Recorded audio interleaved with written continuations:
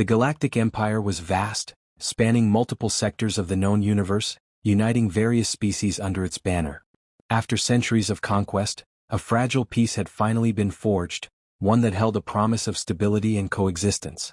The United Nations of Sol, Earth's leading political body, was particularly invested in this peace.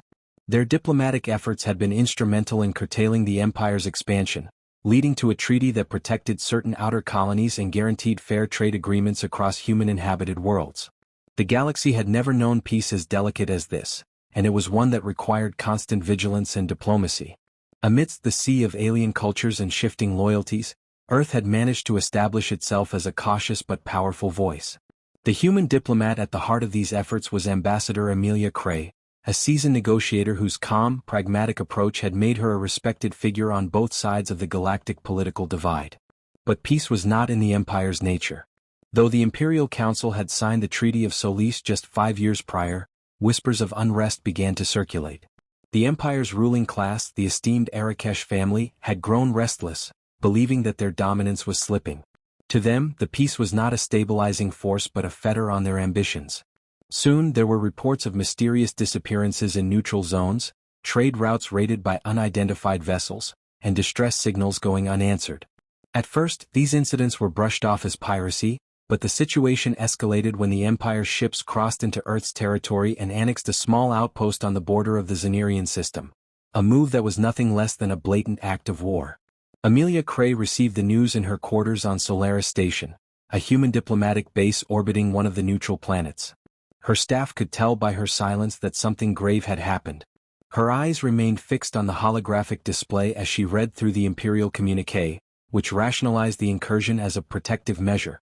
According to the Empire, the outpost was housing illicit activities, and the Empire had stepped in to restore order.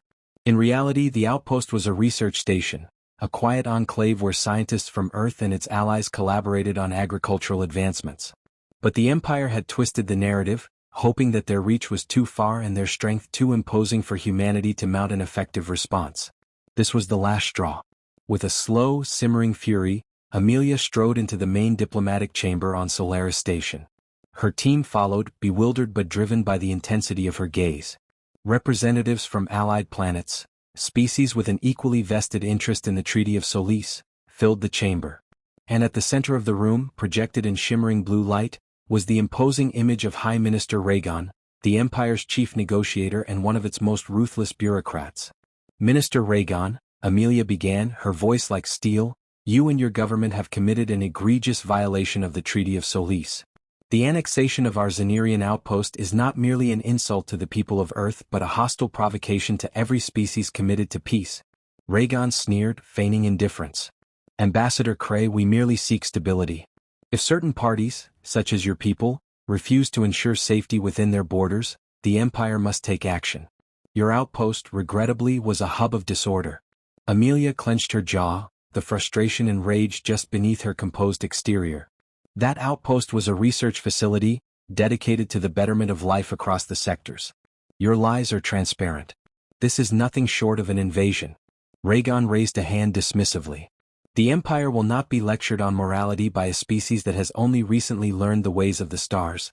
That was the breaking point. Amelia's calm dissolved, replaced by a fury she rarely displayed. Do you think we are so easily cowed? The galaxy has bent to your will for too long, Raygon. But the people of Earth and our allies do not submit so easily. The diplomats and ambassadors from allied worlds nodded in agreement, whispering their support. Encouraged by their resolve, Amelia's voice rose, filled with righteous indignation. We offered peace, not out of weakness but out of wisdom. You've shown that the Empire has no respect for diplomacy, only domination. If that's the path you choose, then understand this. Earth and its allies will not sit idly by while you trample over the lives we swore to protect. Raygon's smug expression wavered, but he tried to recover, his tone dripping with condescension. You overestimate your power, Ambassador. The Empire is vast. It is eternal. It will take more than empty threats to sway us. Amelia's eyes narrowed, her voice deadly calm. This is no empty threat. If you continue these provocations, Earth will respond with every force at its disposal. And the Empire will see that, for all its grandeur, it is not invincible. Our unity is our strength, Raygon, and it is something your Empire has never understood. Silence fell over the chamber. For the first time, Rhaegon seemed to sense the weight of her words. Without another word, his projection flickered out, leaving the room buzzing with tension. Amelia turned to the representatives of Earth's allies. The time for diplomatic restraint has ended. If they break the peace, we answer. In the following days, Earth and its allies mobilized a formidable coalition. The Empire had miscalculated, underestimating humanity's resolve and the loyalty of its allies. Together, they launched a series of coordinated strikes, targeting Imperial outposts and sending a clear message that peace could only last as long as the Empire respected it.